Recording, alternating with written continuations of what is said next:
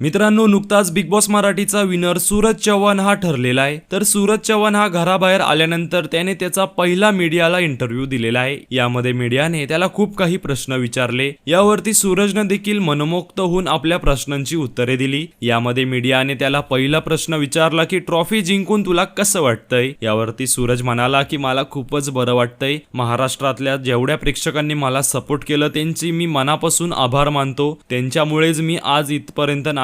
तसेच सूरज पुढे म्हणाला की केदार शिंदे यांचे सुद्धा मी खूपच आभारी आहे, कारण सूरज चव्हाण जो आहे तो फक्त केदार शिंदे यांच्यामुळेच आहे। त्यांनी मला त्यांचा मुलगा मानलेला आहे।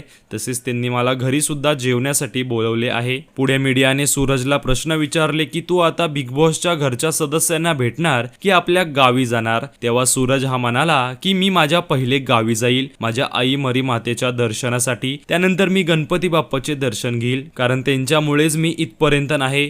जेव्हा मी बिगारी काम करत होतो तेव्हा माझ्याकडे 2000 रुपये आली होती। त्याच पैशामध्ये मी गणपती बाप्पाला बसवलं होतं। तेव्हा गावातला एकही मुलगा आला नव्हता, आणि आता मी ट्रॉफी जिंकलोय तर आता सर्व येतील। त्यानंतर बिग बॉसच्या घरच्यांना तर मी व्हिडिओ कॉलने सुद्धा बोलू शकतो। पुढे सूरजने अभिजित सावंत याच्या पत्नीचे सुद्धा आभार मानलेले आहे। तो म्हणाला की अभिदादाच्या पत्नीने मला घरामध्ये खूपच कपडे पाठवले होते, त्यांचे सुद्धा मी खूपच आभार मानेल। यांसारख्या अनेक प्रश्नांची उत्तरे सूरजने त्याच्या मुलाखतीमध्ये दिलेली आहेत। तर मित्रांनो, तुम्हाला big boss winner Suraj Chavan हा आवडतो का हे आम्हाला कमेंट्स मध्ये नक्कीच सांगा।